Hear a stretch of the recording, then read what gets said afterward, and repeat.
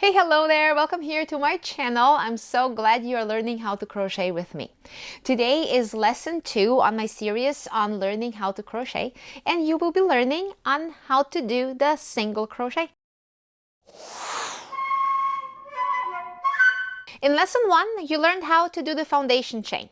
So if you're coming to this video here today and you haven't done my lesson 1 and you don't know how to do the foundation chain, you gotta do lesson 1 first, because that's where I explain how to do a foundation chain step by step, super slow, very beginner friendly, so you can follow. Today, as we do the single crochet, we have to do a foundation chain first, and I just go a little faster, not in so much detail as in lesson 1. So make sure that you cover lesson 1 and that your foundation chain is ready. Also make sure that you watch my introduction to learning how to crochet. I explain everything there about hooks and yarn, all right, for the projects that we do here on my lessons, so that you might want to do those projects. You might want to take a look at everything I say in that video so that you have the materials necessary to complete some very cool projects very soon. To learn the single crochet today, you will need that same yarn you used in lesson 1, worsted weight.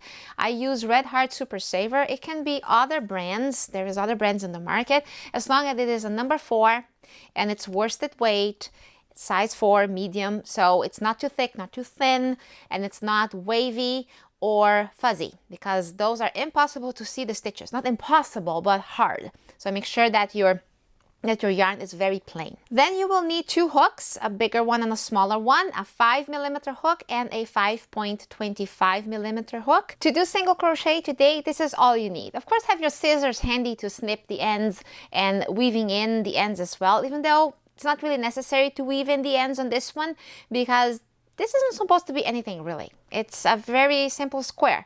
I just want you to practice your stitch so it looks even and the stitches look equal. And then when it's nice like that, then you're ready to do a project. And at the end here of the project, of the lesson today, I will show you which project you should do next, so that you're actually doing something really nice with your new skill in single crochet. Another thing that you will need here lots of is patience. Patience, and don't give up too soon. Now, if you think that, oh no, this is not for me, I've got no patience, this is just so hard, then take a deep breath, leave it, and try again the next day. Don't give up too soon, okay? You will struggle, and that's okay. Everybody who learns a new skill struggles. Struggling makes us stronger. Practice makes perfect. I'm sure every teacher says that, right? So here I am telling you that, and it's true. So don't give up too soon. Keep trying over and over again. Show me pictures, whether on Facebook or on Instagram. You can tag me, or you can comment here in this video in the comment section on how things are going, and we can chat, okay? So I'm here to help you, and I hope you have a very pleasant experience learning how to do your single crochet. I'm ready to get started, so let's go. I'm going to do the initial knot and a foundation chain of 16 chains. Here is how we put the yarn around our fingers, and that is your loop. So your initial knot looks like this. Make sure you don't let go of middle finger and thumb. Yarn over and pull through for once. One more time, and still a third time. So hold on tight here. Then hold and pull. There we go. That is your initial knot and the first chain of your foundation chain. From here, I'm going to be building 15 more chains. Remember, I said I wanted 16, so we want 15 more, because here you have 1. Now let's go for 2, 3, and from now on, you just keep bumping your middle finger and your thumb up. 4, 5, and then, yeah, middle finger and thumb come up and up. 6, and keep going. 7. So I hope that by now your foundation chain looks consistent, that your chains end up more or less the same size, and that you understand how to let that yarn go through your fingers. If you're still not sure on what's going on here, we might want to practice more chains, but I think you got this. I believe in you. And you know, as I was talking here to you, I kind of lost my count, which gives me a good opportunity here to teach you what's the importance of counting these chains. Because depending on what project you will make in the future, the amount of chains here is key to success. Right now, it's not really, if we do 15, 16, or 20, it's really not a big deal. We're just making like a little square. But if you're making something that's like a real something, you gotta have the right amount. You can't have one more or one less, or your stitch that you will be working on here will mess up. So you gotta know how to count the amount of chains here correctly. So if you look at your chain this way, you see that it looks like a braid, correct? Now, have you noticed that your chain has a wrong side? It looks bumpy here. So that is the wrong side, and you want the right side facing you. So starting at the bottom here, you see a loop on the side, on each side, see? And each pair of loops here is a chain. So let's count. 1, 2, 3, 4, 5, 6, 7, 8, 9, 10, 11, 12, 13, and 14. I need 2 more. There. 15 and 16. There we go. So this is how your foundation chain needs to look. Flexible. Stitches can't be too big or too tiny. I like them a little loosier than not, because now we're going to be doing the single crochet, and the single crochet will be built upon each of these chains. Here you have the foundation chain facing its right side towards you. Remember, we talked about the wrong side and the right side? We want the braided looking side looking towards you. Now there's a term here that's very common when we are crocheting. For example, I'm going to start here, single crochet on the second chain from the hook. What does that mean? So this here is not a chain. This is just a loop. This is not a chain. Don't count that as anything, really. Now this is a chain, and this is a chain. From the hook here, what's the first chain? This one. That's the closest. What's the second? This one. What would be the third one? Here. Or the fourth one? Here. So you need to know what that means. Insert the hook on the second chain from the hook. First one and second. There. Good. Now, yarn over, catch your yarn and bring it through that chain. Now you have 2 loops on your hook. Yarn over, catch the yarn and bring it to through both loops. That is your single crochet. Right? Now you're going to do that single crochet again on the next chain. So this one here gets a little stretchy like that, but that's okay. It will even itself out once we get all the single crochets done. So let's go to the next one. Insert, yarn over, pull through. You always have 2 loops on the hook, and then yarn over, pull through, and finish your single crochet. See? This you do throughout the entire chain until the end. So I'm going to be doing each one of them here with you because you're a beginner. I can't go fast. You'll get lost, I know. So here we go. We'll work it through together. All right. Make sure that this loop is never really too huge. You gotta be just right, just sort of like that. And keep finding your next chain.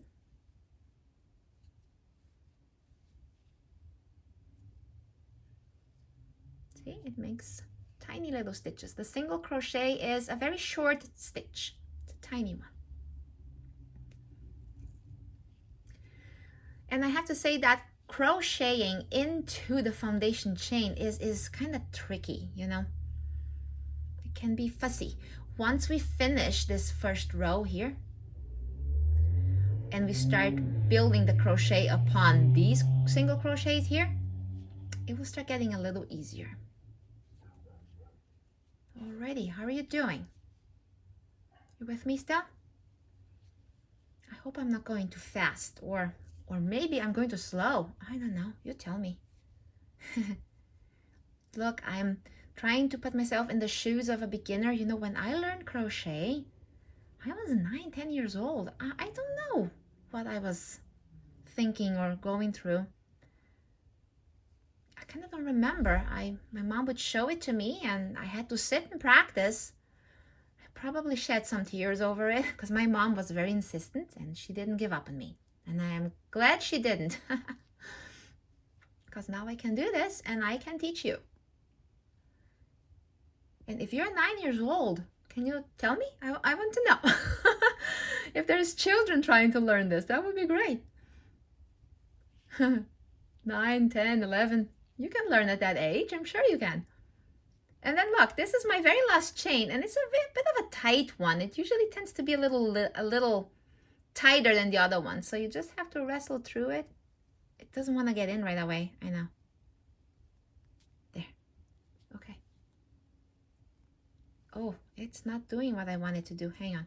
Okay, I pulled it out. Okay, there is the loop. See, it can be a stubborn one. There. Oh boy, we did finish your first row. By the way, did I explain what is a row? So a row is every time when you work a line over another line. That's a row. Eventually, when you are going to learn how to crochet in circles, those we count rounds. We call them rounds, but these are rows. Nice. Now here's another thing I need to explain to you. When a single crochet is made, it leaves a chain at the top. See there the chains? It looks like a foundation chain, doesn't it? Yeah. So it kind of leaves these braids at the top. When I say, okay, you finished your row, and now you need to count how many single crochets you did. You don't need to go here and try to, oh, what is the stitch? Oh man, I can see it because it gets a little intertwined with everything. Just look up here and see your braid and count each braid. That is a stitch, okay? So let's go back to the beginning here. And this was your very first stitch here that your very first single crochet made. So that is your first single crochet. So let's go see how many we got. 1, 2, 3, 4, 5, 6, 7, 8, 9, 10, 11, 12, 13, 14, and 15. Yes, you need to have one less than the number of chains you made. The chains were 16, but you will have 15 single crochets. And that's because when we started the first single crochet, we skipped a chain. Remember, you had to insert it on the second chain from the hook? Well, what happened to the first one? It kind of got swallowed up here somewhere, and it's counted for nothing. You ignore it. It's really no good for anything. Your stitches start here, and you have one less than your foundation chain. Very good. I hope you were successful up until here. If this looks very messy, then you know what? Open up and try again until it looks nice, until you look at it and say, oh yeah, now I'm happy about it. You know when it looks nice. Yes, I believe in you. Before you turn, do one chain because you need a little bit of flexibility on the edges of your work, and doing an extra chain here will help with that. Then you turn the whole thing like that, and you're going to start another row. Now you have to be careful here. Where is your stitch that you will insert this on? You will insert this on the braid that the last single crochet made. So let's see. This was the last single crochet right here. It made that one right there, correct? So turn, and it makes an opening right there. See? That's where you will insert. But turn it around this way a little and see there is another loop there. So insert your hook into both loops, very close to the edge, and then proceed doing another single crochet. Good. Now there's the next stitch. Here we go. Insert, make sure that it's going through both loops. In the beginning, you might want to really peek over because that back loop there is sort of like a little hidden, right? And if you don't pay attention, you end up inserting in just the first one, and then you get a very soft, stretchy loop like that, and you don't want that.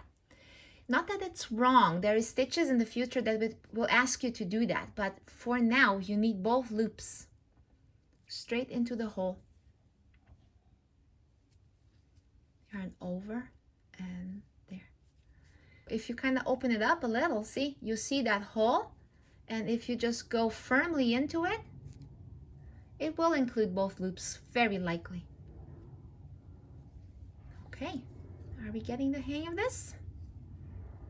And look what it's making. It's making more single crochets over single crochets and leaving chains at the top. So sometimes you might hear people say, oh, insert the hook in the next single crochet, which is the next stitch. So it depends. Some people will call these what the previous stitch they were, or they call it a stitch. I usually call it the next stitch. That's usually the way I explain my patterns.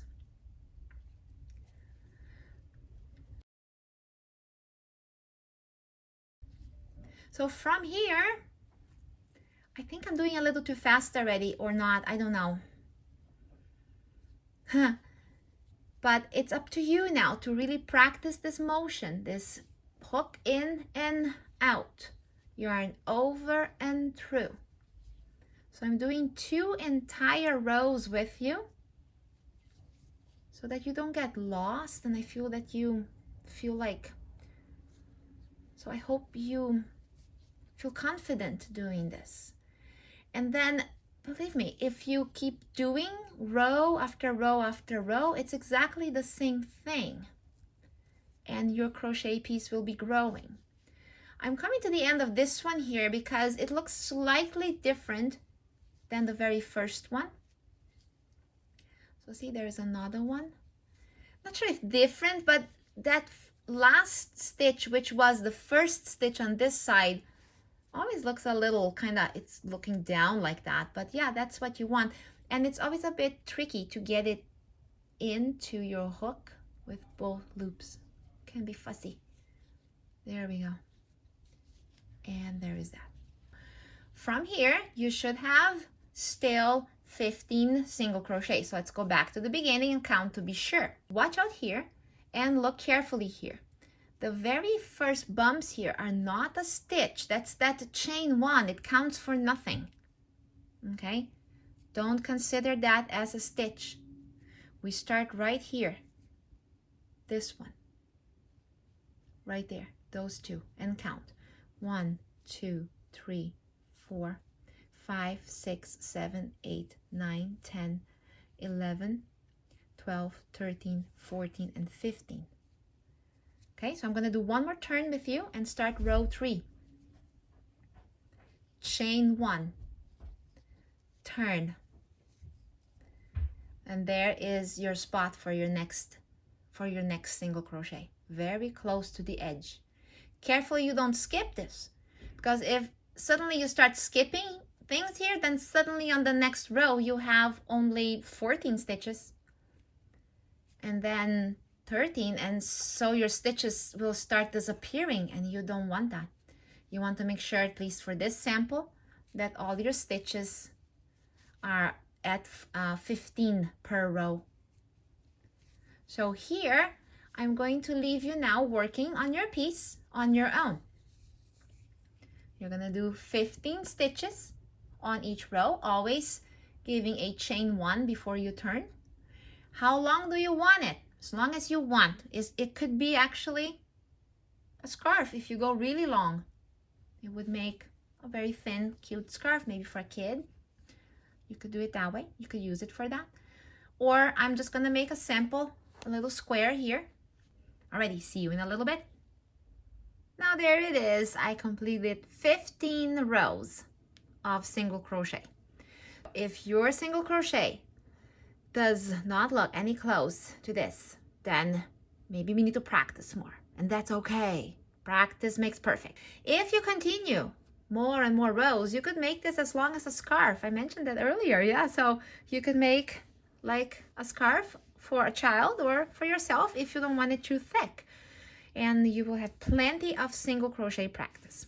As for me here, these 15 rows are fine. So I'm going to just cut here, leaving about this much of an end.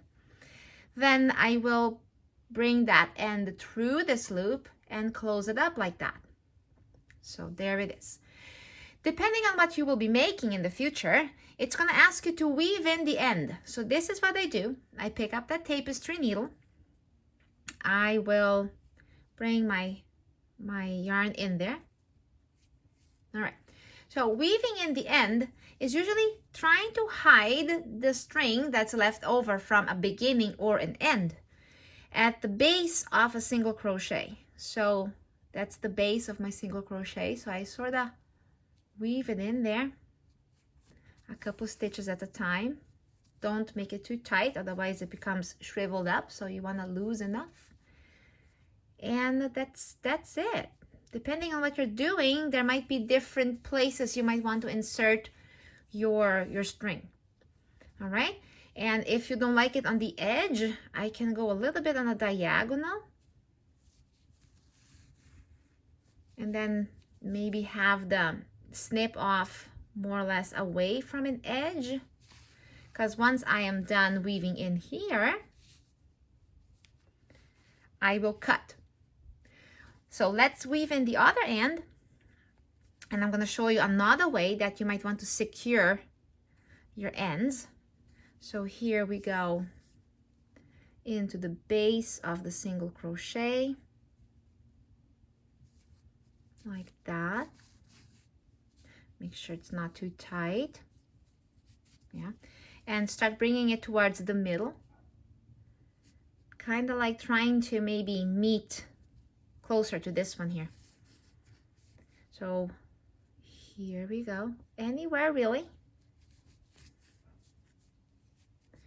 And then one more here. And then here, if one day when you're making something, let's say a hat, a amigurumi,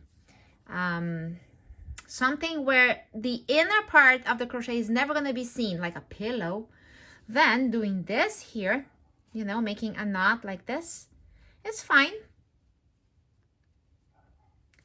And then you do it again so the knot is secure.